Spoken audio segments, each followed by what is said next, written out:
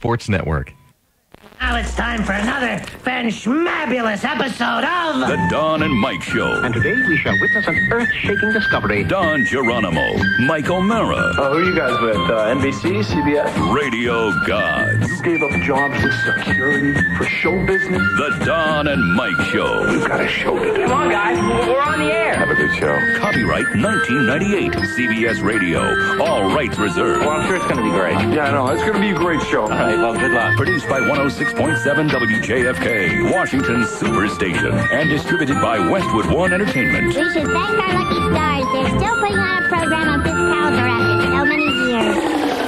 This is the Don and Mike Show. The Don and Mike Show on 98.1 The Peak.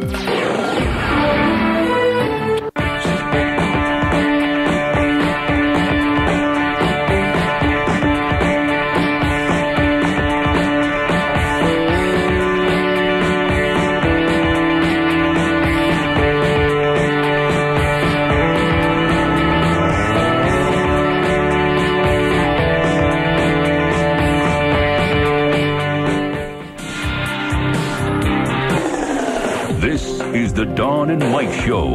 Now, back to the Don and Mike Show on 98.1 The Peak. So you think CBS is the one really who's to blame for the handling of the whole situation? Oh, there's no question. And by the way, everybody that was involved in the handling of that is no longer in power at CBS. That's what happens when executives mess up. Geronimo!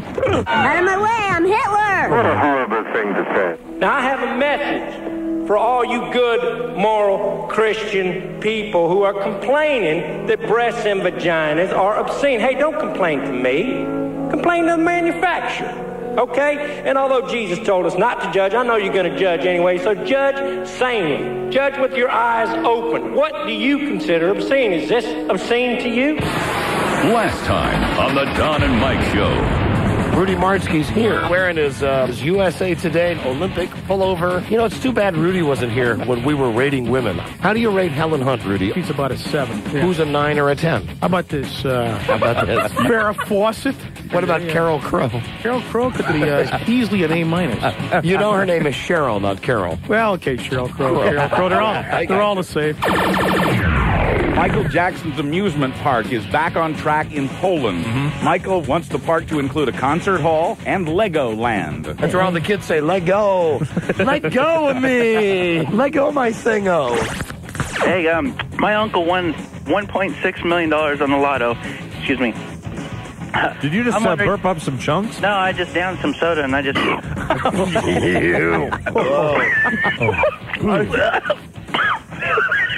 It's Johnny Heimlich. The Don and Mike Show. Well,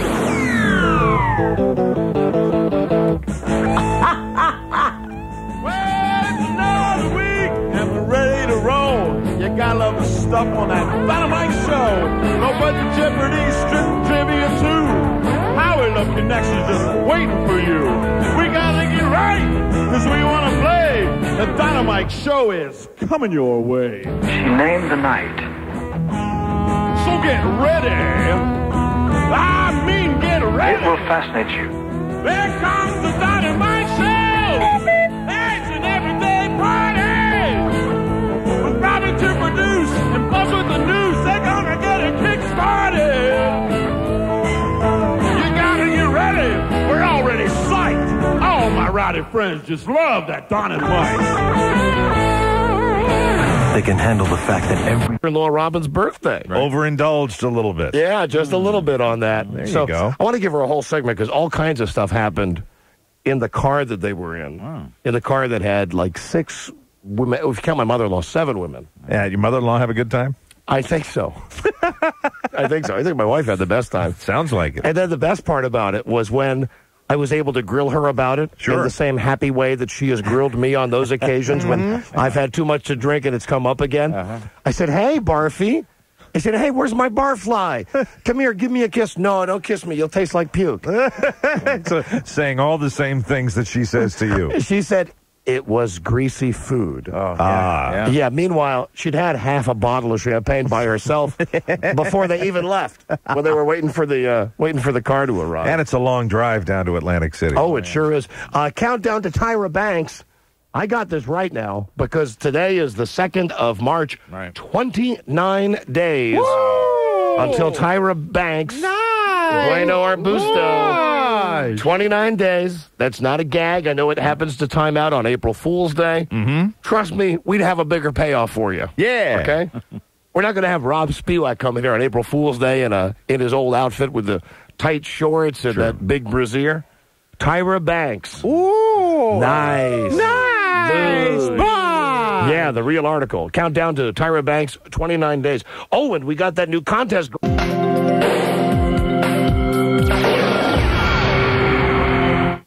Are you paying too much? You know, Lamb Chop and Charlie Horse and I were wondering about you.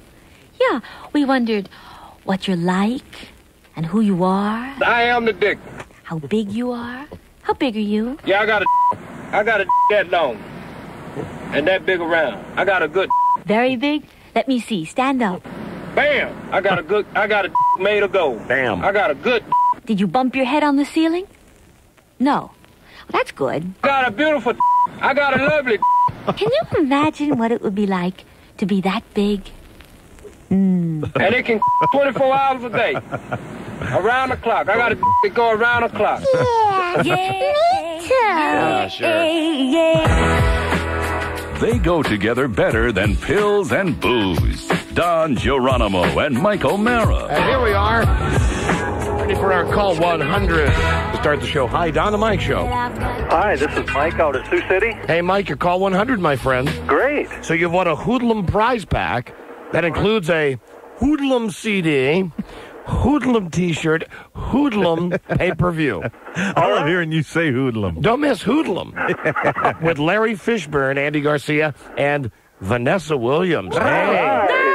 Nice. Bueno. Arbusto. You guys are the greatest. That's now playing on Top Event. Call now to order Hoodlum on pay-per-view. But more importantly, my friend, you're in the drawing now Friday. All right. We'll have a random drawing to give away somebody's rent or mortgage. How much is your monthly rent or mortgage? About $475.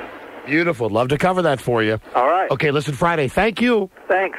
Hold the line. That's great. We'll do that every hour all this week and then give away the rent or mortgage Friday. And, you know, we'll see what Codbelly thinks. I'd like to just keep it going in the background for a while here on the show. To me, it's always a very good sign when Ken doesn't like something. It always means that it's something good for the listeners. Right.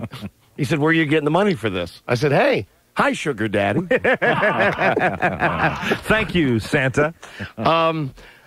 We might have Charlie Stossel on the show today. Very good. And we haven't been able to... Onto a yacht. And, Mike, you're so vain. I walk in, and they're all dolled up, and I go, hey, you all look great. And it's quite obvious as I went down the line looking at them, hey, you look, and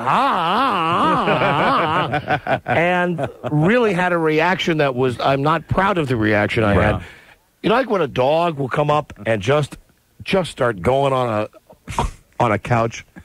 Just, you know, dogs. Yes. Like going on the couch? No, I don't mean going. I mean, like, you know. Oh, I know. Deriving some pleasure from it. Oh, I understand. Sure. Right. I had the same instinct to go hug the couch. So you said couch, I say leg. You know. And everybody knew that. Right. So it was an awkward moment because then somebody said, hey, what do you think of the way Beth looks? Because they noticed you sitting there and staring? Yeah, of course, right, because my nipples were erect. And I said, hey, you look okay. You know, Did you say okay? Yeah, and nobody believed me. Yeah. You know, but Frida gave me a nice pat on the back. Sure. Like, that was the correct answer to give. Now get out of here, you leech. Yeah, you look okay, and meanwhile inside you're going, you look incredible. Yeah. Pretty good. So they were planning a big dinner out or something like that? Yeah, so they all had on their rhinestone stuff, and the car was supposed to arrive at 6:30. They were going to go to Atlantic City and be back at noon on Sunday. Right. The car 6:15, not there. 6:30, not there, and that's when Frida went into hyperdrive. Yeah. And I said to her, "Listen, this is real easy to fix. You know, plus at this point, I wanted to just get her out. She was So everybody's wound up. Everybody's got their best stuff on. Yeah, and they're all driving me crazy. And meanwhile, me and Bart just want to have all the Chicago Bulls. Men's night.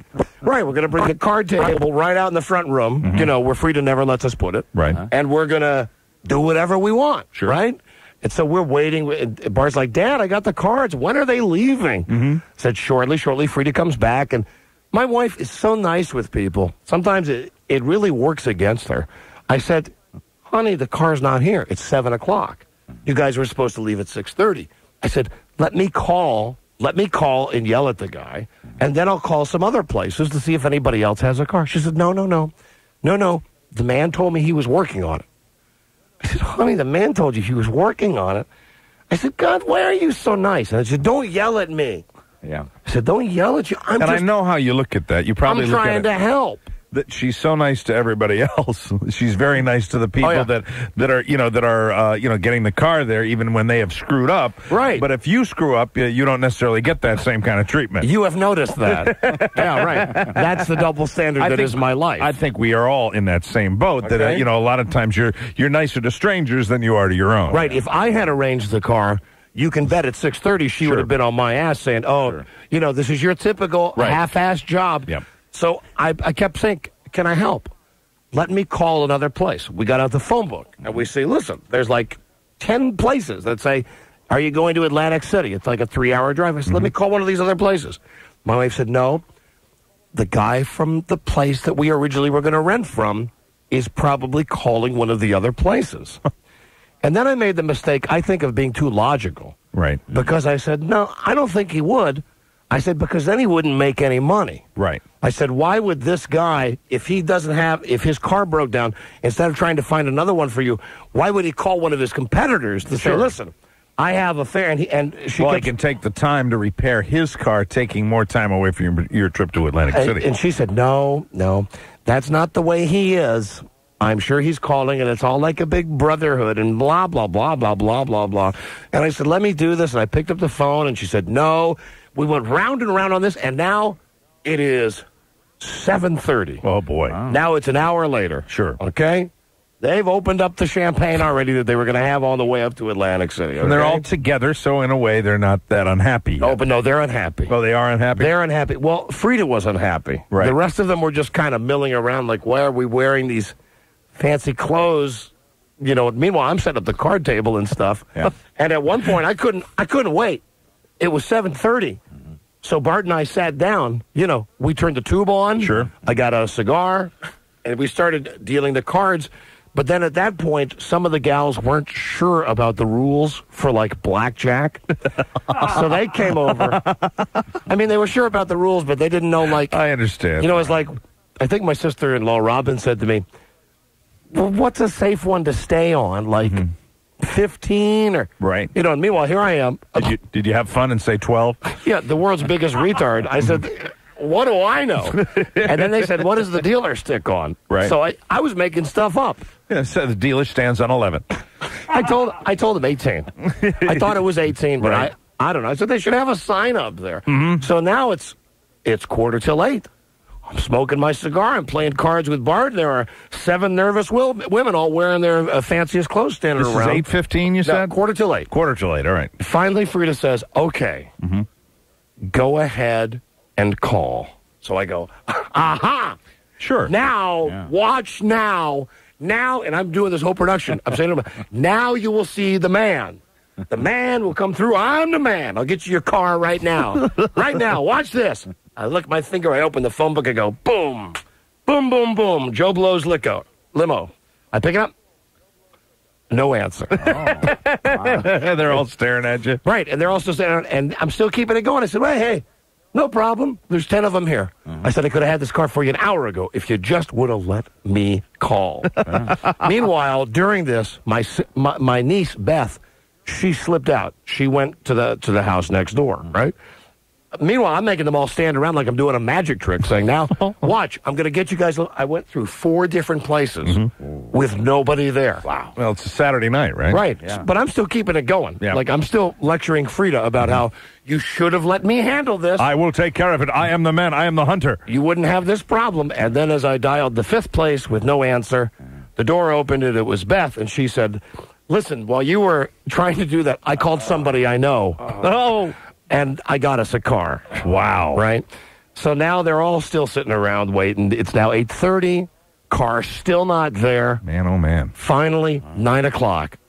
Pile them in the car, and you would have thought that I was getting rid of, a band of locusts. I mean, I was standing outside, actually getting them into the car, going, come on, girls. See you later. Come on. Chop, chop. Here we go, ladies. And you're on the way. Sigh of relief. 3 hours till Atlantic City, Turned to my son, and I said, boy, they're gone. They're gone. We went in, played our cards. Good. Had a beautiful night Saturday night together. Good. Really nice night. Excellent. Sunday morning, get up, go over. We live right next door to my father-in-law. Mm-hmm. I go over, I knock on his door.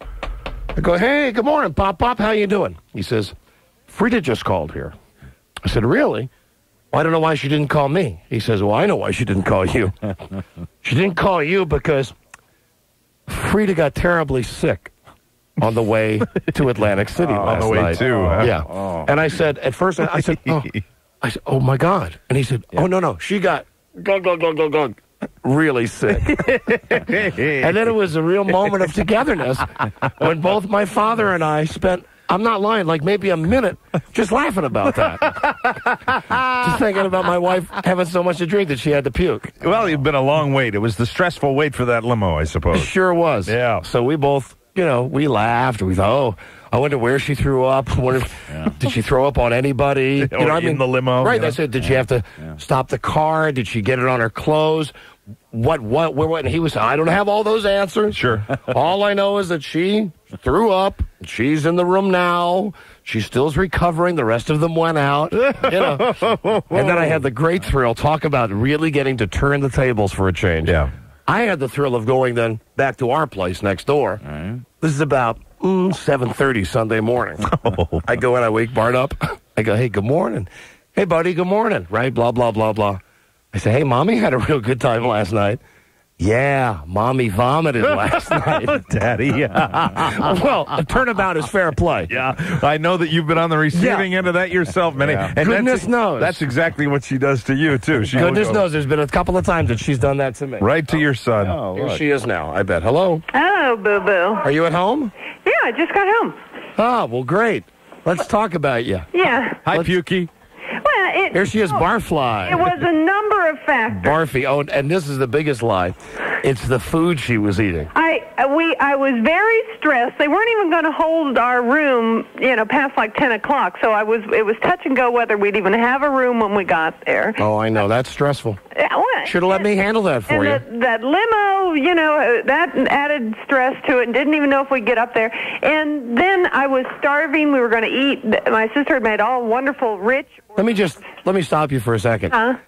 If I had told you an excuse for going out with my friends and having too much to drink and throwing up, you wouldn't have sat through a preamble like that with all of that setup saying, well, I was nervous about this. Rich food. Yeah, the food was very rich. Let me, if you'd like me Barty, I'm talking today right now. I've got some subtle differences in my getting sick and your getting sick. First of all, you didn't have to clean up anything. All right, listen. Let's just keep this to you, please. Yeah, right. Let's keep this to Saturday night. I'd like to. Oh, here's a sound for you. I'd like to know now when this happened. It didn't, and I held it together the whole. I mean, we were in the car. I don't know. Yeah, I think you got lost, but the ride was more than 4 hours. 4 hours. Yeah, it was a long ride. It really sounds like you guys went through limo hell. Well, except we were having a great time. See, yeah. And there, ladies and gentlemen of the jury, that is the first bit of evidence that I offer to you. Yeah. No, and we had champagne, which I never... You had champagne. Huh? You had champagne. Well, the rest of them got to sip the champagne.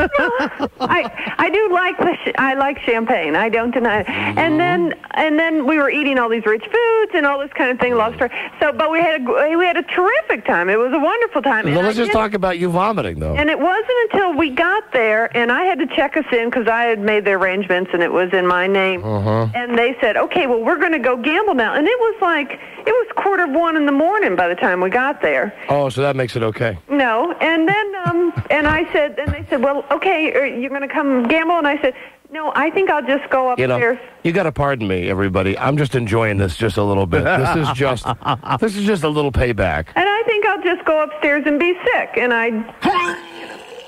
So is that what you said to him? You're just going to go upstairs and be sick? And they noticed that I was green when I said that. You know. And where were you sick? In Caesar's Palace? In the bathroom, as a lady should be. Did you get it all? So you had it together enough where you were able to check in and then go to your hotel room before you vomited. Exactly. I helped. See, that's the difference between me. Like that makes it okay. Okay, the next time I get real drunk, I'll just wait until I'm back in our room, and then it'll be okay. And if I don't have to scrub a floor in rubber gloves or a limo in rubber gloves and a little cocktail dress, I'd appreciate that. Or if you don't break a toilet, I'd appreciate that. Mike, she always goes back to that night. How long ago was that night? A long New time Year's ago. Eve. That was. And I would like to point out that I believe 3 or 4 people got ill that particular New Year's Eve. Thank you. Yeah, well, that was food poisoning, Frida. And I got to have him pull over on the side of the road, but I just, it could have even been a touch of a flu. I don't know. Maybe I had a little bug. All I know is that what goes around comes around.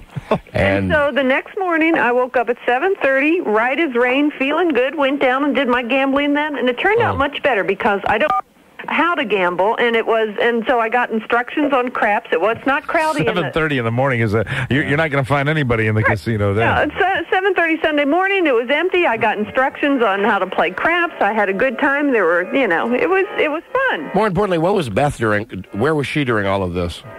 Where was Beth when? I mean, just tell me where she was for every second of the trip. The rest of the girls were up. Me and Mom went. Well, lucky I had my mom with me, so she went up with me to the room because she was tired too. And you brought your mom up with you when you had to upchuck? Yeah, I was throwing up and she was tired, and the rest of the girls were out till like 4. That'll put you right to sleep if you're tired. Yeah, come on up and vomit a little bit. That'll make me knock right off. Yeah. Oh man! But it was successful and it was a good evening. It was the greatest time. We had and when you have 3 generations in the back of a limo, discussing sex and just having a rowdy time and drinking. I think I'm very lucky to have my family because we had. Tell you what, you guys should go on Sally Jesse Raphael because we have a great time together. My niece brought one of these like Cosmo sex quizzes, and we're all spilling our guts and telling. It got very graphic in that car. I'm not allowed to talk about that, but it got extremely graphic, and then they got nervous when they found out that the driver, that he could hear everything that they were saying. He was listening the whole time. Yeah, and they were. We think that's why he got lost. Yeah, no wonder it took you 4 hours to get there. They were very explicit in all of their comments and all of the things that these ladies discussed that they that they discussed that they had done. Well, I'm surprised the driver didn't end up, in Savannah, Georgia, or something like that. It was so explicit that there was even a seafood dip that we had brought along that was molded into the shape of body parts, so demonstrations could be made, so that we could illustrate the conversation. I just want to point out, if I came home with any of this, or listen, I wouldn't go home and tell you this, but if perhaps word had leaked out that I had had a night with the boys, like your night. Yeah, but if you had a night with the boys, you wouldn't have seafood dip in the in the shape of body parts. Yeah, I guess not. It would have been a night in the cooler for me. That's all I know. The cooler. If you had this night, I would think it was fine. If my mother was with you, I think it would be safe. That's what I can't get over, that you had all this sex talk and stuff in front of your mom. Oh, I mean, it's one thing for all you sisters to be together. No, and not only so it's Beth's grandma, so it's not only a mom but a grandma there. How much velvet do you think it would take to make that dress that Beth had on? Well, sugar, I didn't really try and figure that out. I thought you thought there wasn't a lot of velvet that was used in the making of that dress. I mean, she took it and she really made that velvet work for her. About the same amount, maybe, that I was wearing a velvet bra, so about the same amount, probably. I know. Oh, my wife had velvet bra and panties on. A velvet bra? Yes, that I purchased her for Christmas. Very cool. Yeah. Yeah. Very boo-boo. But she didn't wear them on the outside of her clothes. Anyway, I know. Like I had asked her to. I said, look at Beth's nice dress. Your underpants match that dress. Why don't you wear them on the outside, honey? Oh, man. All right, I love you. I love you, too, but I wasn't bad. Oh, not much. No. Not much, just a little vomit. Yeah. My wife. Bart wants to talk to you. My wife, the puker. Bart. Puker? I hardly knew. Puker? I married her. It just didn't sit well. Right, the spicy food and all. Rich food. I got you. Bart, Daddy wants, Bart wants to talk to you, Daddy. Can he? All right, yeah, sure. Okay, hold on. All right. Hello? Dad? Yeah. Your cigars came. Beautiful news. Beautiful news. Yes, buddy. Can I please open them? No. No, I just want to... No, come on. What did I tell you yesterday? He's going to be... Better watch it. Don't go out on the North 40. What did I tell you yesterday? I forget. I told you yesterday that those cigars are like my treat. Yeah, but who found them? All right, you let me open them, though. I'm going to be pissed. All right, goodbye. Bye. Bye. Oh, God, what a circus I've got going at home. What a circus. You keep inventory on those stogies at home? Well, I enjoy opening a package myself. I mail order some cigars. He is at the age when I had my first cigar, which I had because my dad brought some home from his office, and I went down into the back of... Don't tell me this. I'm sorry, I'm just remembering. It's one of the few memories I have from childhood. La, la, la, la, la. And then when he found out, he took me back out into the yard again, and then we both had one, and it was one of those traditional dad things where he made you smoke it? Made me smoke the whole thing, and about 20 years after that, I never smoked another cigar. Sure. That is like an Andy of Mayberry plot. There is some lots show, of dads. Yeah. I think maybe they were all watching the same story on Andy and Mayberry. I've seen that has that same plot. I still remember that. And they weren't good ones either. They were something that he got like as some celebration or something. Here you go, smoke these. They're made out of cow patties or something. Oh, listen, and about my kid, we got to do a break. When we come back, I want to talk about math very quickly. Okay. About math and today's modern math. Okay. Oh, God. Okay, so stay there and we'll come right back. This is the Dawn and Mike Show. The Dawn and Mike Show on 98.1 The Peak. The country's largest supplier of mail-order adult entertainment? How many can put you down for? 0. God, please, watch your mouth. This is an interstate phone line. How did you get this number? Not important. What is important is that we have a bigger selection and lower prices than Arlen Video. What? Arlen Video told you I rent pornography? Who plays the most hits? Why, 104. Yeah, okay. That crazy morning zoo. That's funny.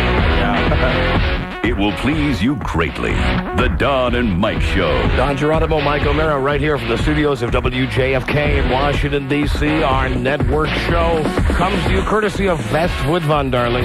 53 affiliates and over 4 million listeners. And yeah, just like we predicted last week on the show, Boise, Idaho, that other evil radio company that we're in competition with. Well, that's the business. Yeah, they canned all the CBS shows that were on their station so they could put their own product on. It's their right. It's a business. Hopefully, we'll find another home in Boise. I hope we do because we had a lot of fans out there. Yeah. And I know that they're always pissed when I give exact dates, but if you used to listen to this show in a city where recently we were on, and you used to listen to us on FM, and you used to listen to us on 97.1, although what am I worried about? Because nobody you're having trouble receiving WAVA. Nobody who's listening to us now who used to listen to us could hear us now because we're not on there anymore. If you have friends that live down in that community. Yeah, right. Thursday, okay? That's what they tell me now. Thursday. I know that's important to you. We're working very hard to get back in a couple of these markets where we were unceremoniously dumped. That's right. And I think what it's going to take is,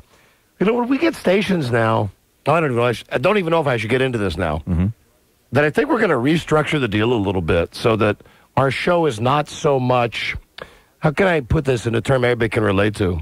We'd like to be treated more like Oprah Winfrey and less like Ricky Lake, meaning that if there's a station that picks up our show, we would like them not to be able to just take us and dump us in another time slot so that they can pick up a different show. I agree. It should be if they pick up the show, they pick up the show, and you don't screw with the show, and that's that. It's tightening up the deal, if you will. Yeah, so I guess, I don't know when we're going to start working on that. I don't even know if we're going to start working on that. Well, I'm sure Ken's right on top of it when he, when he stops figuring out what the cardboard cutout's doing upstairs. I don't even know what I had for breakfast today.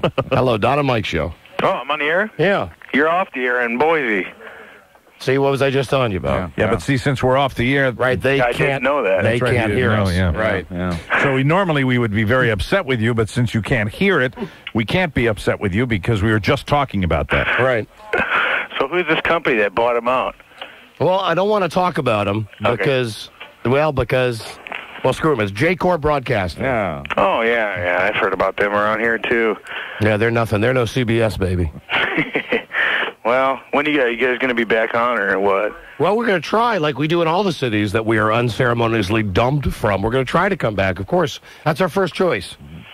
That's the nicest thing about getting on in any new city is that that's our toehold, and that's us getting into the market for the first time, and hopefully people know that the show has value once we get in there for a while, so hopefully we can pick up somewhere else. But make no bones about it. Some places it's a tough fit, man. I know in Rochester, New York, they canceled us until some guy took an ad out in the newspaper, paid for it by himself, and then they had a bunch of people call the station. And they changed their mind. I know at Worcester, Massachusetts, that we had been canned. Right. They got a big write-in campaign going. In some cities, we've been on 2, maybe 3 radio stations. That's true. Yeah. So we hope we come back to Boise. Good. All right? Yeah, it's boring without you guys. Yeah, I know.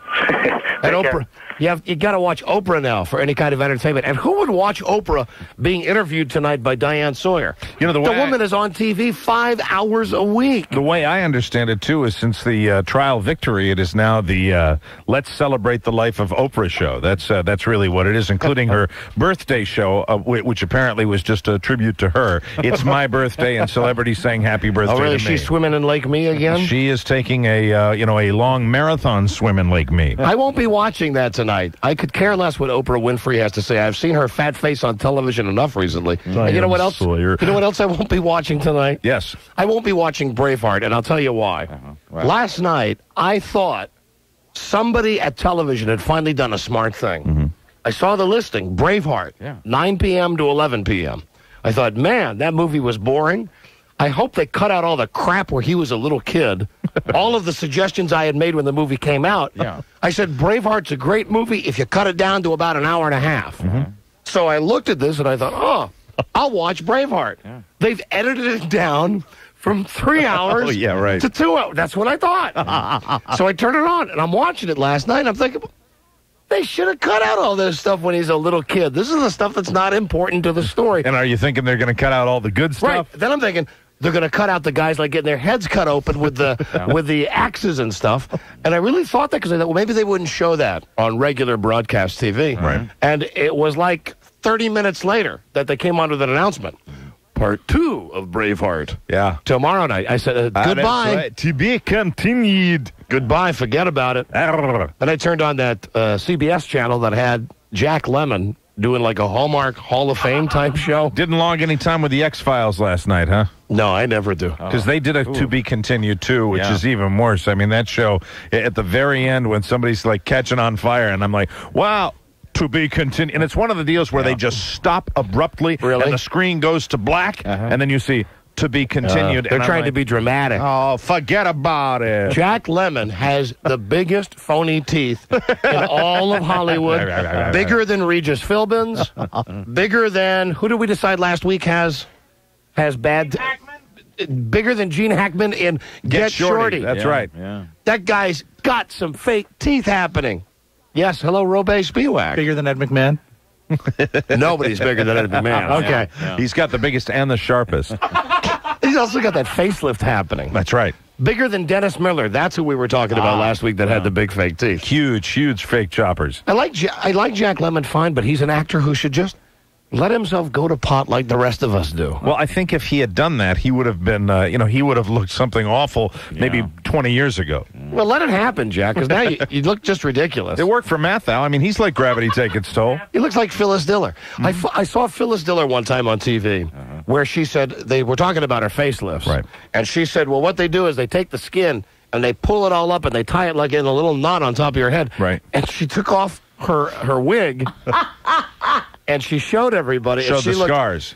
It looked gross. You remember the last Star Trek movie where there was a lady Borg? Oh, yeah. Remember how her head looked? Oh, is that high up? Huh? Yeah, that's how Phyllis Diller looked. And I imagine that's the same way that Jack Lemmon looks, because his skin on his face is pulled back so tightly, and those big fake teeth.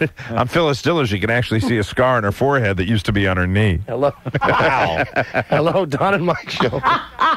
There she is. Hello. Hi. Hi. Hey, I want to tell y'all that I'm really a really big fan of y'all's. I started working about 3 months ago test driving cars for this company down here in Greenville, South Carolina. You test drive automobiles? Yeah. Are you a crash test driver? No, just test drive for tires and stuff. You don't have those like little black and white circles on the side of your forehead, do you? You're not like one of those crash test dummies. Oh, no, not me. Do you remember that group? Where'd they go? Back to Canada. Who knows where they went? How did that song go?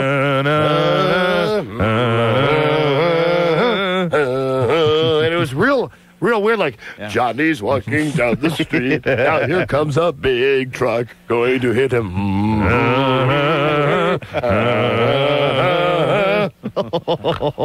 Our tribute. I got a question for y'all. Our tribute to the crash test dummies. What do you seriously do when you, what do you just test drive them, see if they're running okay? Yeah, we just, we work with Michelin, the tires.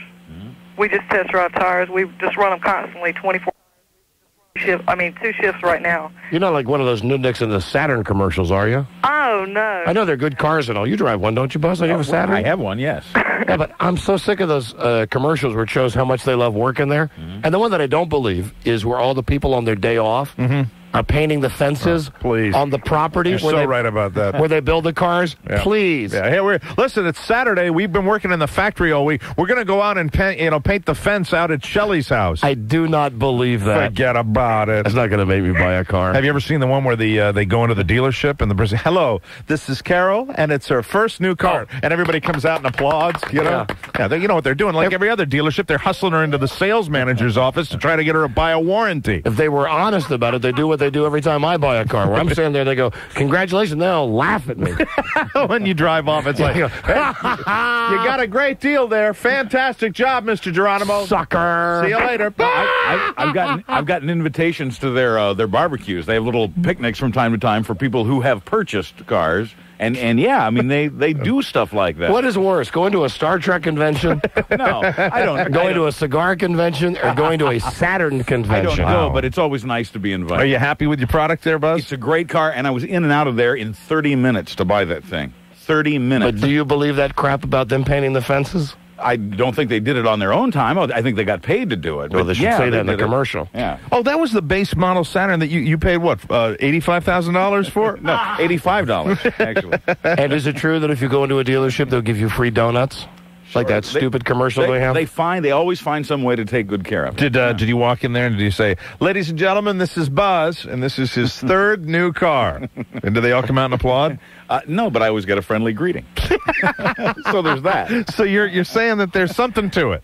Well, yeah, it is a little friendlier and a little easier and a little less hassle than other places you might. Wouldn't that be something? That would sell me a car. Imagine that if you put that into the ad campaign. Maybe even better. Maybe you could have sex in the car that you're going to buy. Right. You could to get rid of that new car smell. At Big Whore Motors, our prices are about 30% more than the average retail auto manufacturer. But we offer something that you can't get at any other dealership. If you buy a car from us, this woman will sleep with you. I'm Buzz Burbank. I'm out here on Saturday painting a fence because later the car lady will have sex with me. Yeah. Oh, wow. So listen, Stephanie. Yeah. Stephanie, who test drives cars for a living. Uh-huh. I'm trying to find that porno movie with y'all where y'all are mentioning it. So are we. Yeah, I didn't, I almost went into Blockbuster to look for it, but I got a little embarrassed. Sure. You know, I'm kind of like Hank Hill like that. Yeah, I'm not going after that Hank Hill episode. I'm not going into any video stores anymore. I would have to vote, though, last night that The Simpsons was slightly better than Hank Hill. Hey, anytime you're talking about Mo the bartender having sex. When Homer is sitting at the bar and Mo says, okay, this car is me and this olive is you. And then Homer eats the olive and he goes, me. I mean, there's not a lot that makes me bust a gut and laugh out loud. That's Homer. That did it, though, man. I was absolutely on the floor. Funny. It is funny. Wild stuff. It is so funny and funnier than King of the Hill again 2 weeks in a row. Yeah. A little bit of a stinker last night on King of the Hill. Just a little bit. But, the animated features, still solid programming. Oh, yeah, better than anything with real actors in it. Sure. No doubt about that. And this is the show where dreams come true. No doubt about that. Well, Stephanie, so happy to be a part of your fairy tale. Hey, I'm going to let y'all go because I know you have a lot of listeners waiting to talk to you. Oh, but no, listen, come on. I have a joke that I was wanting to tell you about President Clinton. Is that okay? Listen, you've earned the chance to tell your stinky joke, so go ahead. Okay. Here she is now. President Clinton was looking for some call girls, a blonde, a brunette, and a redhead. Yeah. To the blonde, he said, I'm the President of the United States. How much would it cost me to spend some time with you? She replied, $200. To the brunette, he passed a similar proposition, and his reply was $400. When he approached the redhead along with similar lines, she replied, smiling, if you can raise my skirt as high as my taxes, get my panties as low as my wages, get that thing of yours as hard as times are, and screw me, Mr. President, it ain't going to cost you a damn cent.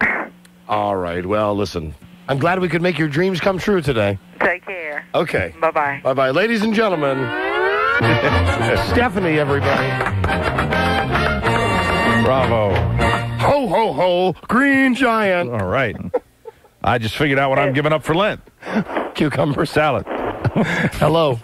But not jelly. Don and Mike Show. Hello. Hello. Hi. Hi. Well, Hi, listen. I'm sorry. I was just engrossed listening to that lady and you guys. It was just too funny. Funny, I heard her last week when she called. Who thought that was funny?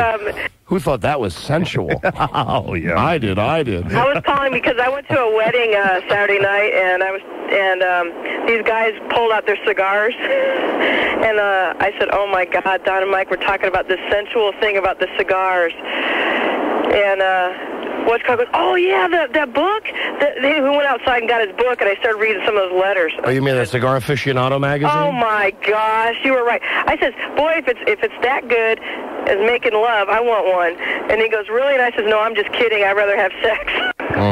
I bet that Stephanie. They were all in their group smoking these cigars. I bet Stephanie could make one of those cigars disappear, huh? Yeah, those are real thin. Probably a lit one. Thank you, Barbara. And smoke it at work? Yes, they have a section where they just do cigars. I think we should have a Stephanie section at our station. any of the ladies who want to bring any of their produce or vegetable items to work. All right, welcome, ladies. Didn't she have a tossed salad afterwards? Yes, she did. Thank you, Barbara. Oh, wait, I have one more comment. Okay. You were talking about Saturns and the car dealers when I was on the phone listening to you. I have a brand new Saturn. I bought one last year. Good. And I waited 3 months to buy one. I kept going up there because this is like my third car. And we went on a weekend. What a bad idea that was. They had the radio station there and everything. Well, they sent you out in the middle, and they do this clapping thing. And they do give you free donuts and all that other stuff. Sounds very Mooney-like to me. You have to take a pledge. We did. We sent our 2 kids out there. we have a 9-year-old and a 5-year-old. And they said, Mr. and Mrs. Reeves. And they were doing all this clapping, and we sent our 2 kids out there. Mr. and Mrs. What? Mr. and Mrs. Reeves. Reeves. Oh, I'm sorry. Like Christopher Reeves. Christopher Reeves. We sent our two children out there to take the car. And they were clapping, and they were looking at the kids like, these people just bought the car. They had the radio station there, and they're clapping. They're like, yeah, they got a new car. And well, I don't think they paint the fences. That's all I wanted to say about it. I don't think those people really paint the fences. But you guys are awesome, and I talked about your cigar experience at the wedding, and they thought it was pretty funny. Okay, all right. Well, maybe she'll just think she got accidentally disconnected. You had to be there. Sorry. She went on and on. She certainly did. She's a nice lady, though. She was nice, and she'd enjoy our section here at the station. Hey, ladies, it's Yam Day. Go buy yourself a nice squash. Hello. Hello. Hello, Don and Mike. Hi, this is Glenn. How are you? Hey, buddy. Good. Well, I'm just motoring along 395, having experienced a great afternoon there at the passport agency. Oh, I've done that before. That stinks. That's the worst place to go in the world. How many hours did it take you to get your passport? Well, in actuality, if you act like you're really stupid and from out of town and from out of the country, you can cut right through there in 3 hours. Yeah. You can whisk right through in a quick 3 hours. There you go. But there was more Ishmaels and Ahmeds and Apus and, Jones and Glorias and Sam. Listen, at that point, I say that's fine, because they got a passport. That means they're going to leave the country. Yes, I'm leaving the country tomorrow. Thank you. All right. Thank you. But I told everybody down there. All right. There's another guy that had to be taken care of. Have we mentioned that Monday is Story Day on the Don and Mike Show? Hello, Don and Mike Show. Yes, I like to ejaculate. All right, thanks. Thanks for sharing. That was a short story. Hello, Don and Mike Show.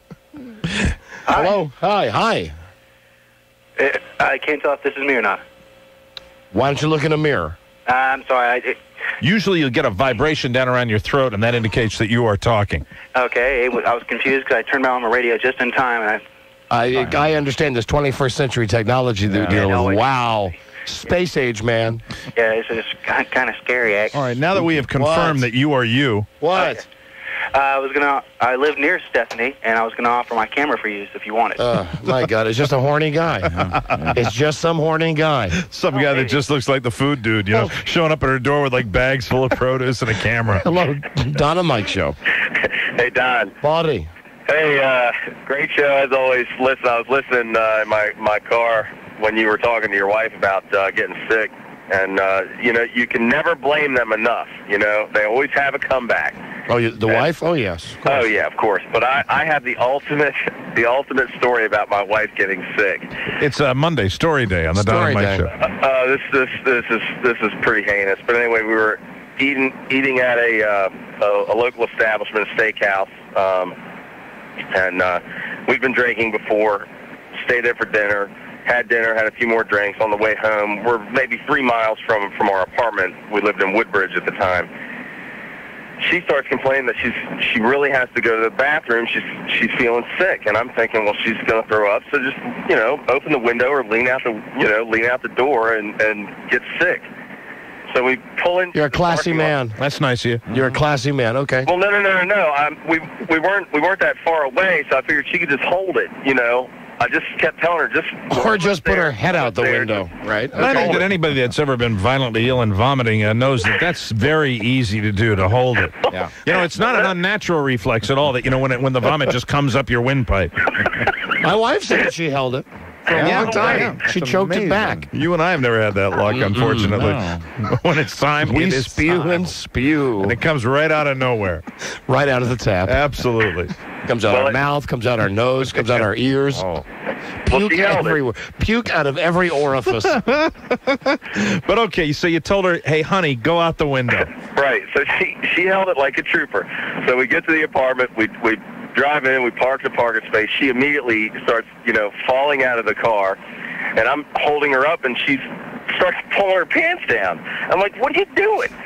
She squats down and takes the biggest crap in the parking lot. I was wrong. Your wife is a classy one in the family. I love her to death. She's beautiful. She sounds it. What's not to love?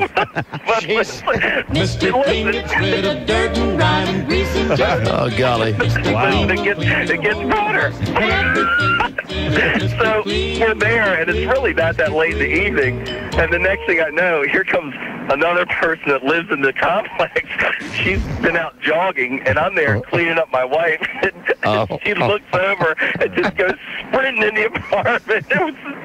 So every time I ever get sick now, of course, I've got the ultimate comeback. But right. Well, anyway, that's terrific. Anyway. I predict you'll win every argument your whole married life. Man, I mean, you can go back to that you can be 80 years old and go back to that one. Hey, don't give me a hard time. Remember when you squatted in the parking lot? Wow. All right, guys. Goodbye. See you later. Bye. Goodbye. And he loves her like the first day they were together. Yeah. Why not? Oh, she's a beautiful lady. Yeah. But she's not pulling down her pants to take a big dump. Oh, boy. Yeah. That's one I've never heard before. Hello, Don and Mike Show. Number 2. How Hello. you doing? Hey, hi. Hey, you should get Stephanie to come back every week and do the fruit of the week. Hey, you're an idea guy. Mm-hmm. We're not fond of idea guys. What kind of fruit is a cucumber? See, I knew he couldn't answer that one. Stumped him there. What a f***ing moron. You're right about that, Fairy Godmother. We'll be right back. This is the Don and Mike Show. The Don and Mike Show on 98.1 The Peak. 98.1 The Peak. WPEK. Full Georgia Firehouse. Week. Every hour this week. About emergency medicine. Now, with the time we have left, anybody have any questions? Do people really come into the ER with foreign objects stuck in their rectums? I don't think that's the kind of information people are here for. I wouldn't mind hearing. We'd like to hear it. Okay, yeah. Sometimes it happens. What's the weirdest thing you ever took out of somebody's rectum? Any bowling trophies? Bowling trophy. You got it. I had it. What a horrible thing to say. Don and Mike. Hello, Don and Mike Show. Hi, Don and Mike. Yeah, listen, rent and mortgage. Pay it for a month. Yeah. Let's do it right now while we're talking to this lady. Let's clear out these lines, and we'll take call 100. Give you a prize made out of plastic, probably, and qualify you to win your rent or mortgage for a whole month. We'll have a drawing on Friday. You call in to win right now. 1-800-636-1067. Oh, you're saying maybe we wouldn't pay your rent or mortgage. We'll pay it up to $2,000. $2,000, and if you've got one like that, then we're going to do it for you. $2,000. If your rent is $200, I'd like to see where you're living. And Ken Stevens would be very excited if you won. Sure. Oh, that would make him very happy. Absolutely. If your rent was $150, he'd be even happier, and he'd still have that confused look on his face. $150, you couldn't get a place as nice as Steve Martin had in the Jerk, where he was living in Jackie Mason's gas station. Yeah. The new phone books are here. The new phone books are here. Jelly. Hello. Yeah, I was calling. Remember how you guys were talking about that lady getting the cucumber maybe stuck up there? Yes, she was a magician. She did a vanishing act for us. Well, I made a nectarine disappear one time. And really? Yeah, I had to go to the gynecologist to get it removed. Oh, my. I mean, it was a nightmare. I was over there squatting on the floor and pushing. My husband's trying to get it with a fork. I mean, we did everything. Talk about a juicy fruit. Hi-oh. That fruit was so juicy. Oh, great one. How juicy was that fruit? It was so juicy, I saw a robin drinking that nectarine juice with Nestea. Hi-oh! May I bite your anal polyps? Great one. Gosh, Ed, nothing would feel better. And you know those teeth, those oversized caps are so big and sharp. Great one. Oh, chew away. Yes, great one. Chew away, polyp breath. May I swallow, great one?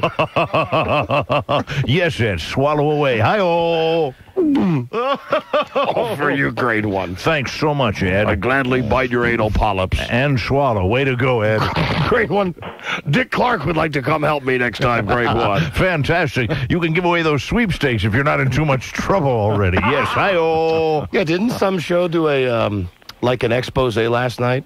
Was it Dateline or may have because 60 Minutes? Been in the news lately. Yeah, the way I understand it is that every magazine subscription that they sell, all going right in the pockets of Ed and Dick. Wow. Evil Ed and Dick. That's right. Yes, Kim. Here she is. Kim calling us from Las Vegas. Kim, who had, I don't want to say she had nectarine stuck. She did a vanishing act, did a trick with a peach. Nectarine? Yeah, excuse me. How did you... delightful nectarine. How did the nectarine start there? Well, we have kids, and we figured we'd take a weekend and go to a hotel, and my husband was trying to be romantic, so we bought a fruit basket. That's an incurable romantic, putting a nectarine there.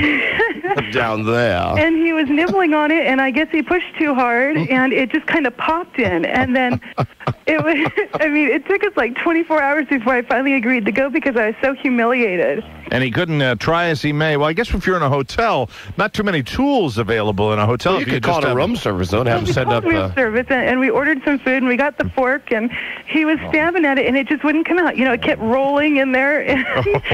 We couldn't get a grip on it. Did you think about going to the bathroom, get a nice plunger? Well, one of those things.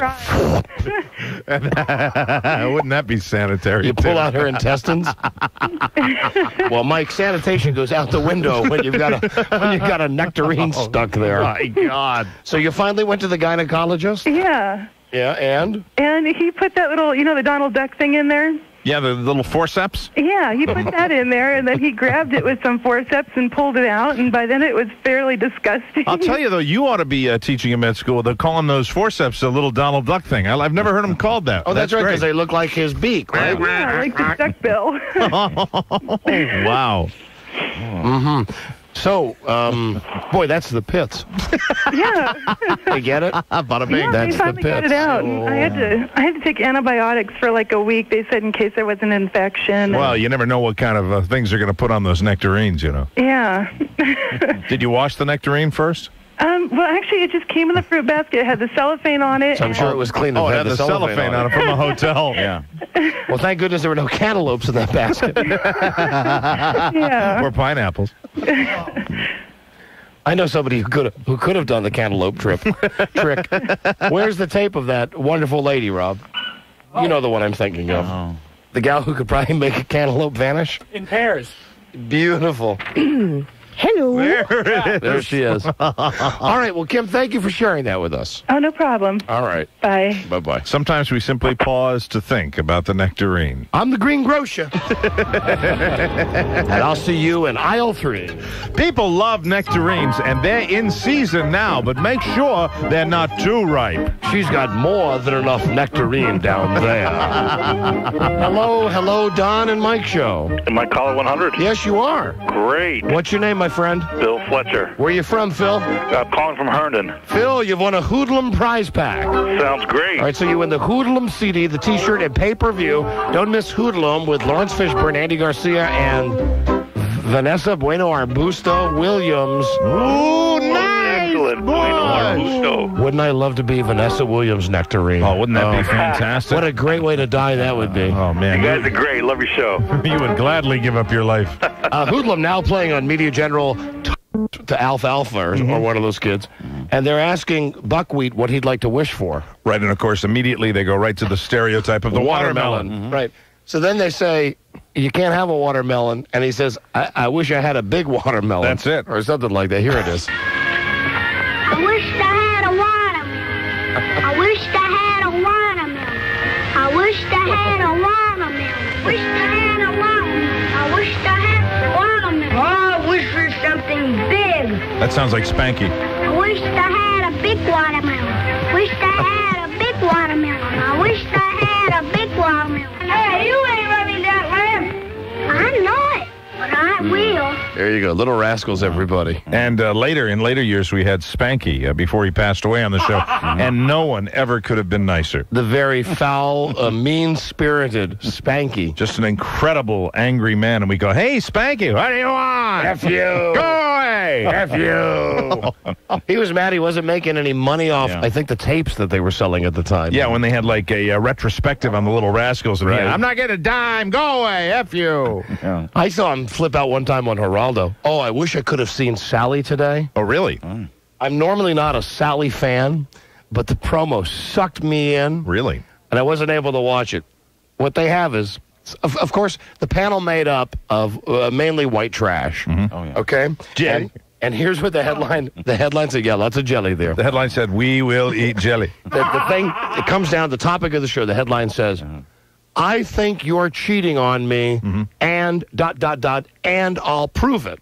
Okay. Oh. So they have guys sitting up there with their girlfriends. Howdy. You know, the girlfriends are going, you cheated on me. And he's going, they're all smiling, you know. Yeah, because they think, they could care less about the ramifications for their future. It's simply, we're on the TV! Right, and they go, I never cheated on you. And then Sally pulls a blanket off a piece of equipment. She goes, let's see what you think about a lie detector. Oh, wow. Oh, my. Hey, that's cool.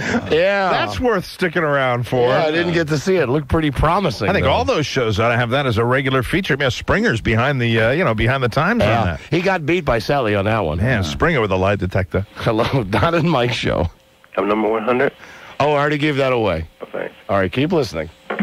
All right. You're welcome. Hello. Oops. Soft-spoken man. Don and Mike. Hey, how's it going? Hi, my friend. How are you? Great. Hey, I just wanted to let you know that I was shot with rock salt by Spanky about 8 years ago. Ouch. What happened to you? He shot us with rock salt. Me and my friends, we lived in Hemet, California, and we were in these orange groves. And he shot us with rock salt. It was either, I know it was his property. I'm not sure if it was him or someone he knows, but we were shot with rock salt. Well, there's a big difference, between him. I mean, you could tell if it was Spanky up there with the shotgun. Well, we couldn't see. All we heard was the shot, and we took off running, and we ended up with the welts all up and down our back and back of our legs. How does he shoot you with rock salt? Did he put that in a gun? Yeah, a shotgun. It's like saltpeter, right, that they used to put in there or something like that, Yeah, it's just, they were about... Saltpeter. That's so nasty. Saltpeter. Saltpeter. Saltpeter. That'd be a good DJ name. Hey, Nick at Night coming up next, and you got Al Nino. My name's Saltpeter. You have to switch it around. Peter Salt. Peter Salt with you right after the El Nino show. Oh, great. Well, I thought I'd just let you know about that. All right. Thank you very much. In our conversations with him, Spanky struck me as a guy that perhaps, you're in my orange grove. Get off my property. Go away. Hello, Don and Mike Show. Hello. No? All right. Okay. Hello.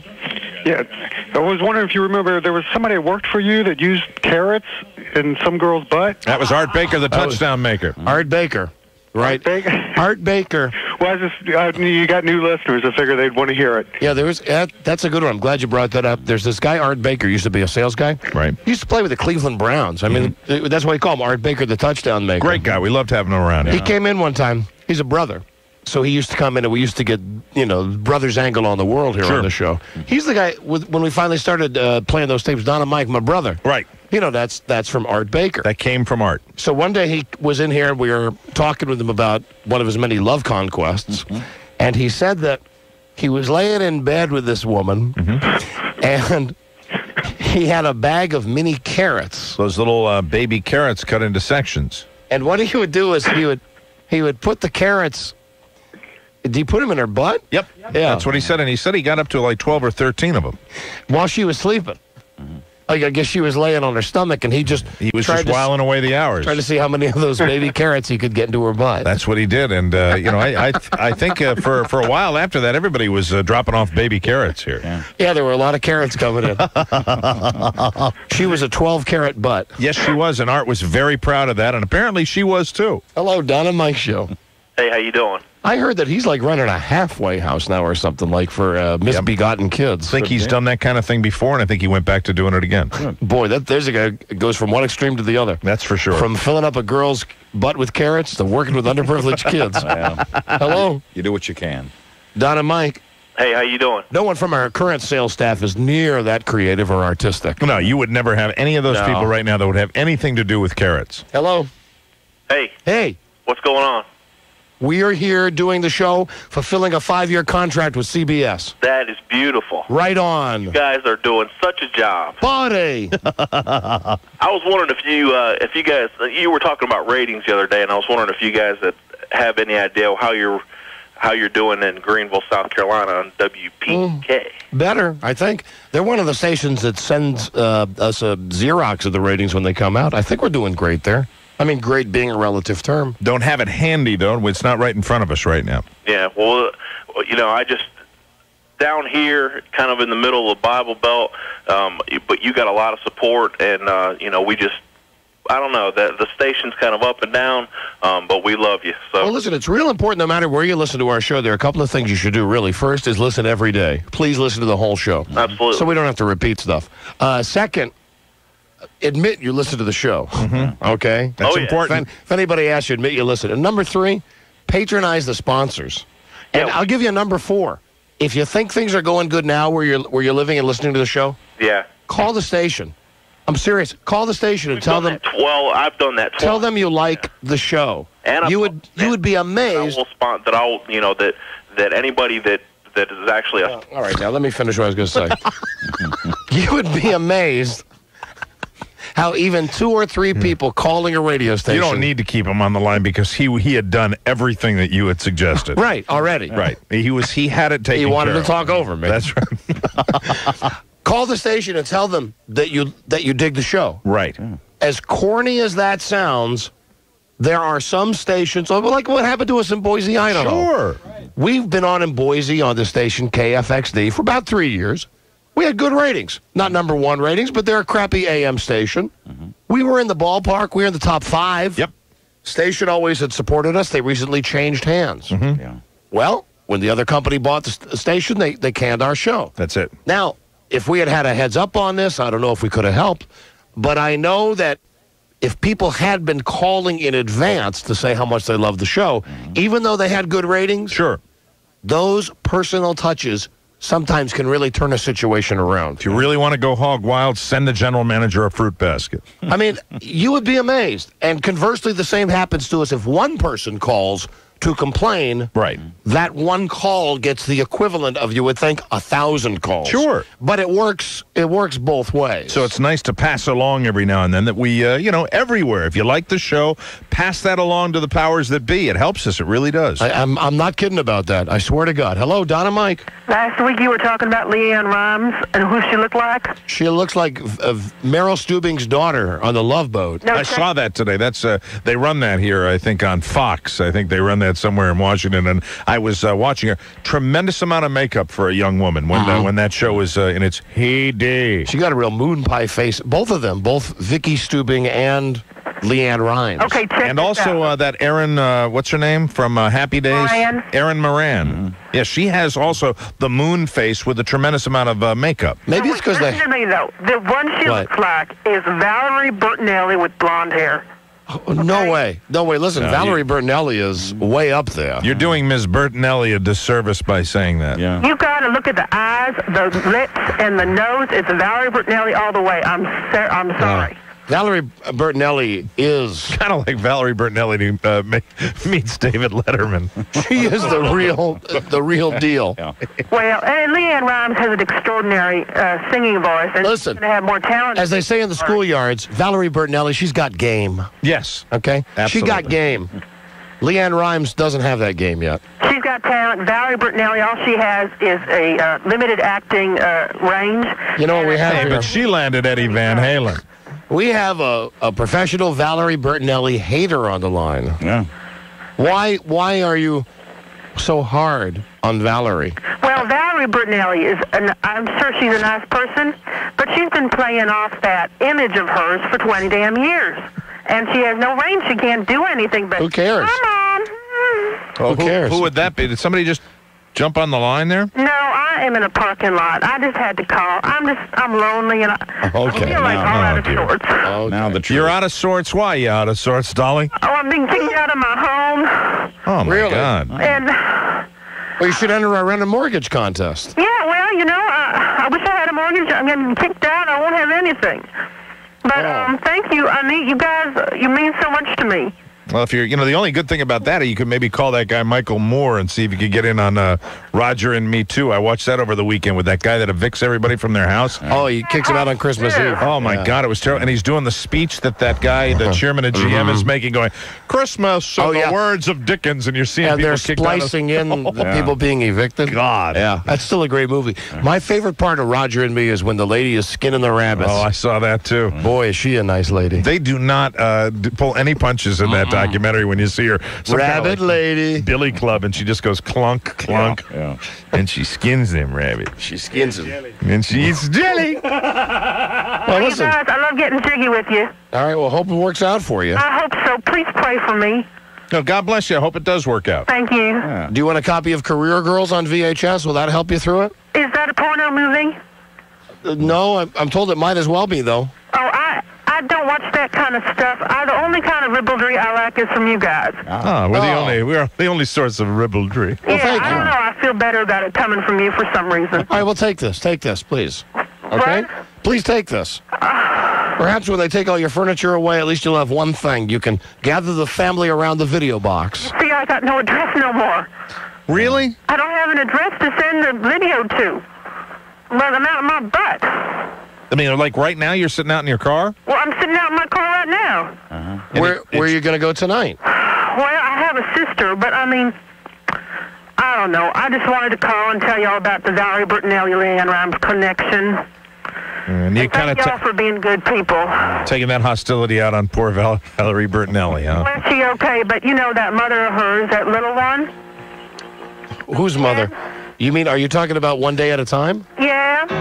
This is it. That's with every guy she saw on that show. Yeah. All right. And it was like, she's the mother, but she's always bagging every guy she sees. Well, it was the 70s. I hope this doesn't make you feel bad, but I understand she's living in a pretty big mansion right now. She made $90,000 an episode at the time of the show. Yeah, and Eddie racks up a lot of bucks. Oh, hell, they probably own apartment buildings, Mike. They probably do, Don. Hotels. Me one, God. Sorry, I didn't mean to. Oh, that's okay. If you wanted to cuss, we understand. Well, thank you anyway. I love you guys, and I hope I do better. Well, why are you in these dire straits? I don't want to go into it. I don't want to go into it. Did you lose your job? Yeah, it's part of it. I'm sorry. I'm too overcome. I can't talk anymore. I hate to be cruel. Oh, you think my she's making crap this detector's going off big time right now? You think this lady's making it up? Yeah. Yeah. I'm sorry. I can't talk no more. You're lying. Yeah. Yeah, I think she was lying. That's why she hung up, too. You. It was fine until she got into all that woe is me stuff. Well, if she was holding on for the warm and fuzzy ending, she should know that this is the wrong show. If she thought like after 10 minutes we're going, hey, you know what? Right. Hey, Queen for a day. Yeah. Yeah, no.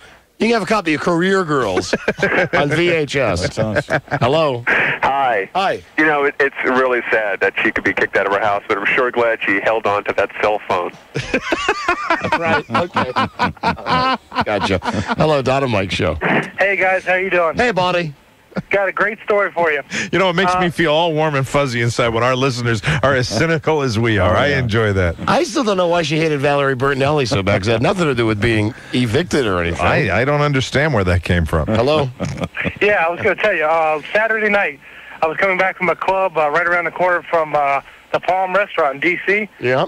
And I walked right up on George Murison, for the Wizards, the big tall guy. Mm-hmm. The Giant. Rookie guy. Real nice guy, walked up, shook his hand and stuff like that. Movie star. Yeah, big with Billy Crystal. Yeah, well, that leads into the second point. I walked right up on Billy Crystal, 3 feet from him. Did you have glorious four-way sex? What's that? Did you have glorious four-way sex? Yes, we did. No, I walked right up. This is a true story. I walked right up and I said, Billy, how you doing? Billy C., how are you doing? He wouldn't look up. I said, Billy, hi, how are you? Billy C. Would not say anything. I said, you suck. You're washed up. You haven't had a good movie since When Harry Met Sally. He just turned and walked right into his limo and left. Everybody started rolling around him. Really? You did not. You did not really say to Billy Crystal, you suck. You did not. I swear to God on my life, Don. How would you prove this?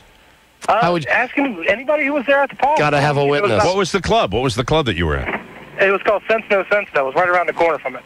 And you said to Billy Crystal, you suck. I said, you're washed up. You haven't had a good movie since When Harry Met Sally. And you only said that after he wouldn't acknowledge you with the nice stuff. Yeah, well, he thinks he's better than everybody else. I mean, I was just trying to be nice. I just wanted to say hi. George Murison was super nice, shook his hand and everything, talked with him for a second. And I just wanted some acknowledgement. So he really was, he wasn't talking to anybody or doing anything? He was just standing there with his... He was better than anybody else in the entire world that night. He just had his head down, wouldn't acknowledge anybody else. He's so short. Much as I hate Billy Crystal, it's possible Billy Crystal was just minding his own business. Well, he could have just acknowledged. We just looked up and said hi. That's all I wanted. And he knew you were there, and he knew you were yelling that. And I am 4 feet from the guy, except for the few people that are standing around him, and they started rolling, cracking up. All right, so you said, not believe. You said to Billy Crystal's face, you said you suck, and you haven't had a good movie since When Harry Met Sally. You're washed up, and you haven't had a good movie since When Harry Met Sally. Whoa! I swear to God, my life. You got to start carrying a tape recorder around with you. I think I might. All right, my friend. All right, guys, you have a nice one. All right, thank you. Have a happy. Have a happy. Bye-bye. All right, see you. Bye-bye. Okay. We've got a break, and we're coming right back. This is the Don and Mike Show. The Don and Mike Show on 98.1 The Peak. One day at a time. How undesirable is Mackenzie Phillips? Always has been. Well, she's so upset. She's going to go live with her sister, from Wilson Phillips. Gotcha. That's right, her big fat sister. Hello, Don and Mike Show. Hello? Hi. Hey, how's it going? Or I guess that's Carney Wilson, not, I guess, Mackenzie Phillips, who's some way related to... China Phillips. China Phillips, yeah. She's a hottie. Bueno Arbusto. Mm-hmm. Hello. Hello. Hi. Hey, how's it going? Fine. Yeah, I just had my fingertips cut off. I work in a meat plant. I'm up here in Placerville. Listen to you guys' radio station. You guys are awesome. It just happened? It happened on the 6th. On the 6th of what? Of this month. Of February? Yeah. Well. Way to go! Congratulations. No. So all your fingertips were chopped off? No, it was just my index and my middle finger on my left hand, but I play guitar, so it's kind of shot. Oh. Well, you got to learn how to play with your right hand, I guess. Yeah. Or your other hand. Right, those notes there still. What's that? What's that? Which hand was it that you had fingers? My left hand. Your left hand. Yeah, that has to work the fretboard, though. Were you being negligent? No, the machine was broken, and they had me run it anyways because they had a big order going out the next day. You give your boss the finger. Sure. Yeah, I'm a supervisor. I mean, so to speak. So you're working like a meat processor? Hold on a second. Pain medication has altered his judgment. I'm just wondering whether somebody's going to get a little piece of finger in their patty. Yeah. Leave that guy there. Hold on, I'll come back to him in a second because I want to figure out more about that. But he had some language that we couldn't let on the air. Yeah. He sounds like he may be trouble. Of course, he could have been making it up, too. I have, we've had varying degrees of crap. Lady that got evicted, big time crap detector. The guy with Billy Crystal, I kind of believe him. Yeah, I'd like to believe the guy that cut off his fingers, though. And is still listening to the show. That's the one that's the confusing one. He has that smile in his voice that sometimes indicates hooligan. Send me part of your finger. Hey, guy. Send me part of your petrified finger that you already cut off. A photograph of the stub of the finger. Yeah, I'd like the real finger, but if we couldn't get that. That's at some, fast food place. Right now, it's already been made into a patty. There is a fingernail in my hamburger. And it's attached to the tip of the finger. Have today's events begun to turn around the public's perception? Here's Dennis Murphy. He's not on the phone. That just made us think of Dennis. Yeah, that's all. Thank you, Dennis. Dennis never worked in a meat processing plant, did he? No, I don't think so. Not that we know of. No, I don't think so. A lumber yard. Hello? Yeah. Listen. Hello. You can't use that language. Okay. Is this the same guy? Yeah. Are you telling the truth? Yeah, I swear on my skin. All right, hold on a second. Hold on. Swears on his skin. Hold on a second. Hello, Don and Mike Show. Hello? Hi. Swears on his skin. Is this crap detector Monday or what? Yeah, I agree. It could be. I'd like to think that a guy cut his fingers off, though, and then called us up. It's a lovely story, and he tells it so well. It's a beautiful How did he dial without his fingertips? Well, he could have dialed with his tongue or with his nose or with the pencil. Yeah, we get calls from people like that all the time. And besides, even if he cut off a couple of his fingers, you could dial the phone with your other hand. Right. Sure. It's not like a dialing anymore. It's in the modern times, it's touch tone. Hello, Don and Mike Show. You can do it with your nose if you have to. Hello. Hi, Don. You were mentioning selling death to Raphael earlier? Yes. And I wanted to tell you what happened. Oh, on the show where they had all the inbreds that have cheated on their wives and then they hook them up to lie detectors? I love it. Yes. Well, they all were cheating, according to lie detector. They all swore they weren't. Surprise. And the best part is the guy with the ponytail and the really bad sweater. Yeah. He swore they were lying. The guy with the lie detector test was lying. So that was what happened. Beautiful. Was there any other evidence that they brought forward? Well, one of the wives says that the husband bought new boxers. Because aren't lie detectors supposed to measure stress? Yes. And I would think that being on national TV, as much as those guys probably all were doing it, it was just it would make that thing go off the charts. Hello, Sally! Looked like a great promo, though. Really. Because they had these real smart-ass guys up there going, did you cheat on your wife? No, I didn't. The whole time, big smile like, yes, I did. She goes, no. Here is... a lie detector. Next, Sally. Hello, Don and Mike Show. Hi. Hello. Hey. I know you guys hate idea people, but you guys like to be crap detectors so much, you ought to have like a guess my crap game.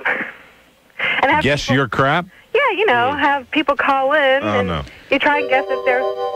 Why aren't people just happy with the show they're hearing? I love your show. Don't be mean. I love your show. I'm not being mean to you. I can't help what the fairy godmother might say. My, you are a stupid bitch. Oh, my goodness. He's firm but fair. Boy, we can't control the fairy godmother. Don and Mike Show. Yeah. Well, the lady with that's homeless set her up with a grippy. They can have a two-car or a two-person car. The other one, the Billy Crystal, I believe, this guy with the fingers, with no fingers, ask him to play the guitar. All right, thank you. He's got it all figured out, Don. You're a smart man, sir. He's got it all figured out. Thank you, Professor Backwards checking in today. How can we be so behind him? We're so stupid. God. Hi, hey, now here's the guy with the fingers again. I don't even know why I put you on hold continuously, but I guess it's a game I'm playing to see if you'll really stay on hold. Yeah. Really? You know what we need? We need to... real thing. This is really going on. I swear to God. How much of your fingers did you lose? Okay, on the index finger, it's down. I can just barely see the bottom of the nail bed. But on the middle finger, it's just past the first knuckle. Just past the first knuckle. So you did it on... I can't bend them right now. I just took the bandages off. Now, hold on. Slow down a second. Did you get them repaired right afterwards? Well, you got to understand, I'm up here in Placerville, and they don't want to really sew fingertips on. They don't got the technology up here, I guess you could say. So they don't got the technology, man. They ain't got no technology. So you retrieved the tips? Yeah, the tips were in the next patty. They came out. The tips. The tips were in the next patty. They look like bandages. They look like Band-Aids, the color of them and everything. Really? Really? You know, we need some kind of verification from either a coworker or maybe I can give you a workman's comp number. Now, how about the main number where you work? Okay. All right. All right, hold on a second. Hold on. We'll get that off the air. Hold on. That's good. I like to follow these things through. Me too. All the way through the patties. Hello, Don. Don and Mike. They came up in the next patty. Can you imagine that? Hello. Radio Gods. Hi there. How are you? Great.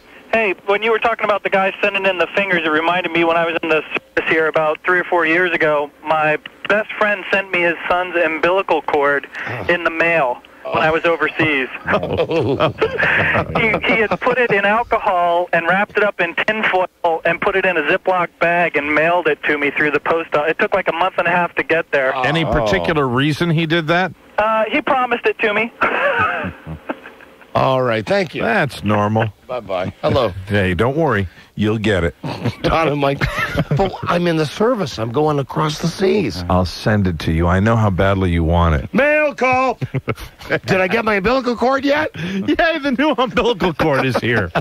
Hello. Hello. Hi. Hey, the lady that said that the guy couldn't have dialed the phone without any fingers. Right. There was an article in the newspaper here in Anderson, South Carolina. Mm-hmm. There was a street performer in New Jersey, Atlantic City. Yes. When she was born, her mother tried to abort her, with a coat hanger. Mm-hmm. And she was born with no arms and no legs. Oh, this is not a joke, Mike. This is a real story. I read this in the newspaper. And in 1976, this lady had a baby or whatever, the one with no arms and no legs. And in 1976, she had to go to court to get custody of her child. And she had to prove in court that she could change a diaper with her mouth. Yeah, and she did. Yep. She had awful breath. No, that's not a joke. That's a true story that was really on the news last. I saw it on hard copy. Was the part about the breath in the story? No, that was my own gag. Congratulations. Pardon the pun. She played keyboard on one of the boardwalks. Only she played with her nose. Oh my God! My sister saw that lady. Her tongue. No, my sister saw that lady down in Atlantic City. Yeah. She's famous down there. Well, she just passed away recently. Oh, really? Yeah. They're mourning her passing. That's not your sister. It's a man, baby. And Kathy went down there and told me that you're in Atlantic City when you see the lady playing the keyboard with her tongue. So there's a big thing on the news about her. There you go. Terrible breath, though. Hello. Oh, shit. No. Listen. He's got a potty mouth. He really does. The guy does. said the F word again. You know what? He might be lying. Yeah. He might just be lying. Too relaxed, too at ease, too scam, like the kind of guy. There's a type that you always look for. Did we get a phone number for him? All right, we did. Let's do this, and we'll come right back. This is the Dawn and Mike Show. The Dawn and Mike Show on 98.1 The Peak.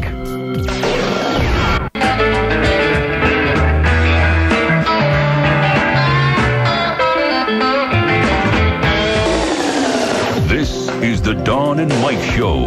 Now, back to the Dawn and Mike Show on 98.1 The Peak. Austin, I'd like you to meet somebody. This is my mother, Mrs. Exposition. How do you do? My God, man, what have you done? That's not your mother. It's a man, baby. Smoother than a fresh anal waxing. The Dawn and Mike Show. Yeah, smashing. Bart said, I have some math.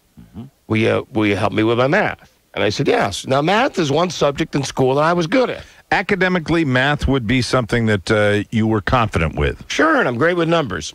So he brings over the book, and he starts doing it, and he says, Dad, I got a problem here. Now, let me ask each of you guys. Mike, when you were doing math, never mind in 7th grade, when you were, because my son's in 7th grade. I'd like to preface before you ask this by saying that math really almost kept me from getting out of college because they had a competency requirement at American University, and I took the test like 150 times before I finally got out. What does an exclamation mark mean? It means math! Math! Do you know, Buzz? Never seen one in a mathematical equation before. How about you, Robbie? It's a factorial. How could it be? Oh, he's that. How the hell did you? He knew that. My God. Okay. I'm sitting there looking at the book going, huh? Yeah. An exclamation mark. And then Bart said, yes, it's part of regular math. And then I was blown away by this. I said, I have no idea what this is. And he said, do you remember when you got me a calculator? And I said, yeah. And he said, do you remember you had to bring it back to the store? I said, yeah. He says, we had to bring it back to the store because you got me the wrong kind. You got me the olden kind. Right. I need the kind that has an exclamation point button on it. A factorial. I said, Rob, what is a factorial? Okay, let's see if I got it correct. Okay. Like, if the problem says 1, 2, 3, 4, 5, exclamation point, the first number in the equation, 1 times 2, then that number times 3, that number times 4, that number times 5, and that's the first number. Is that right or wrong, Rob? The way I remember factorial, it was multiplying that number by every number smaller than it in the set of reals, not counting 0. No, the set of maybe it was something like that. And so it's like 5 factorial is 5 It's a times 4 bitch. times I 3 never times heard 2 of it times before. 1. What possible use is there for knowing that? Buzz, apparently the exclamation point is all over now. I did that total shutdown thing when Rob was explaining it and when you were explaining it. Hey, here he is now, my son. Hey, Bart? Yes? Explain the exclamation point like you had to explain to me yesterday when we were doing your homework. Okay, let's say there's 9 exclamation point. That means 9 times 8 times 7 times 6 times 5 times 4 times 3 times 2 times 1. Uh-huh. See, I'm lost. And it would be the same thing with every number if it had an exclamation point next to it? What if If it was 5, it would be 5, 4, 3, 2, 1. so there would have to be 5 exclamation points. No. No, you just have 1 exclamation point and then you work down from 5, right? Right. So 5, 4, 3, So 5 times 4 right. times 3 times 2 times 1. Except I had it backwards. Instead of 1 times 2 times, and then that times 3, it's 5 times 4, that number times 3, that number times 2, that number times 1, and that would be the base number, What right? if you had like 100? Would it be 100 times 99 times 98? Well, 0 counts 1, right? Yeah. Like a 0 exclamation point is counted as 1. Because it's... Yeah, I don't know either. I don't know.